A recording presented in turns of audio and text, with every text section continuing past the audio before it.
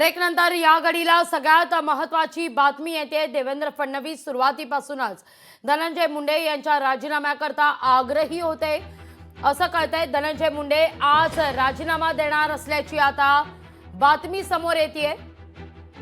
मुख्यमंत्र्यांनी मुंडेंना आज राजीनामा द्यायला सांगितलेलं आहे। रात्री उशिरा या सगळ्या संदर्भात बैठक झाली आणि त्यानंतर मात्र यावर निर्णय घेण्यात आल्याचं कळतंय। पण या सगळ्या मुद्द्यावर अजित पवार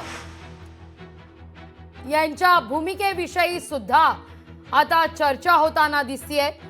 मुळात अजित पवार हे राष्ट्रवादी काँग्रेसचे सर्वेसर्वा आहेत आणि त्यावेळी मात्र धनंजय मुंडे यांची या सगळ्या प्रकरणी वारंवार राजीनाम्याची मागणी होऊन सुद्धा अजित पवार यांनी राजीनामा का घेतला नाही। मुळात दादांनी धनंजय मुंडेंना आजवर का साथ दिली, साथ द्यावी तर अशी असं म्हणत आता यावर चर्चाही होते।